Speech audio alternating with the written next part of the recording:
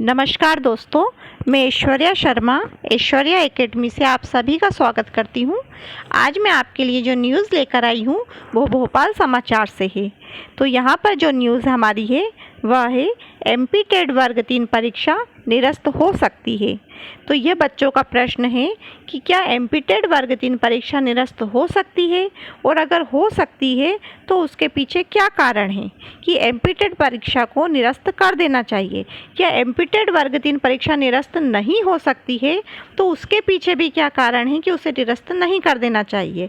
जहाँ तक देखा गया है कि पेपरों में बहुत सी गलतियाँ सामने निकल कर आई हैं, जिनके कारण से विद्यार्थी मांग कर रहे हैं कि इस परीक्षा को निरस्त कर देना चाहिए। तो अब हमें यह देखना है कि वर्ग 3 परीक्षा को निरस्त करने के पीछे का क्या कारण बनते हैं, और परीक्षा को निरस्त करने के लिए उन कारणों को क्या गवर्नमेंट को मानना चाहिए और उन कारणों की जांच करना चाहिए, और अगर वह कारण वाकई में दोषपूर्ण निकलते हैं तो वर्ग 3 परीक्षा को निरस्त कर देना चाहिए।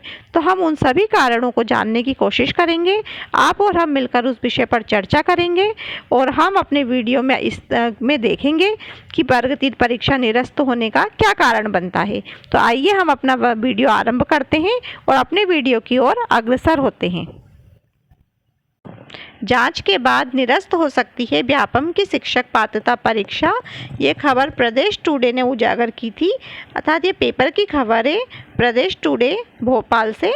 तो इसमें यह खबर दी गई है कि व्यापम की शिक्षक पात्रता परीक्षा जांच के बाद निरस्त हो सकती है। आइए हम इस खबर को जानने की कोशिश करते हैं। तो मैं आपको इस खबर को पढ़ के सुनाती हूँ कि आखिरकार वह खबर क्या है। व्यावसायिक परीक्षा मंडल व्यापम की पात्रता परीक्षा शिक्षक पात्रता परीक्षा समाप्त होने के एक दिन पहले पेपर लीक होने का मामला सामने आ गया है। पूर्व में कृषि विभाग की परीक्षा में भी पेपर लीक हुआ था, मतलब जो कृषि विभाग से संबंधित परीक्षा हुई थी उसमें भी पेपर लीक हुआ था। इसके चलते परीक्षा निरस्त कर दोबारा कराई गई थी, मतलब कि उस परीक्षा को निरस्त कर दिया गया था क्योंकि उसमें पेपर लीक हुआ था और उसे फिर दोबारा कराया गया था।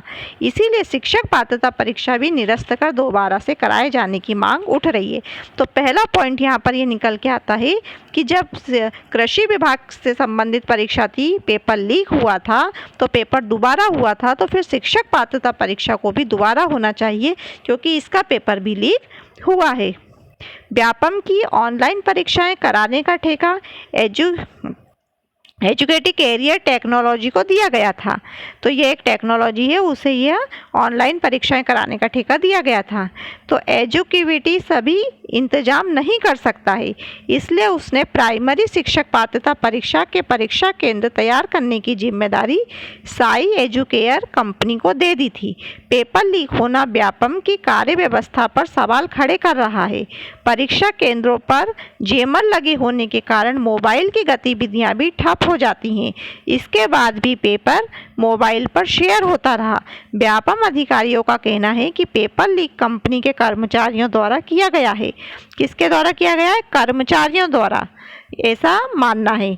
तो क्योंकि सिर्फ कर्मचारियों के पास सभी प्रकार की स्वतंत्रता थी, मतलब जो वहाँ के उस कॉलेज के कर्मचारी थे उन्हें उस प्रकार की सारी सुविधाएं थी। वो अंदर जा सकते थे, बाहर जा सकते थे, वो बच्चों के कंप्यूटर से अटैच हो सकते थे और उनको मोबाइल रखने की भी स्वतंत्रता थी, प्रकार की स्वतंत्रता थी। जांच होने के बाद अनुशंसा पर परीक्षा निरस्त कराकर दोबारा कराने की मांग की गई है। मतलब ये सभी कारण परीक्षा को दोबारा कराने के लिए बताए गए हैं कि ये सभी कारणों को अगर उन पर जांच हो और जांच में अगर दोषी माना जाए कि हाँ वाकई में ये पेपर लीक हुआ है तो इस परीक्षा को दोबारा कराना चाहिए।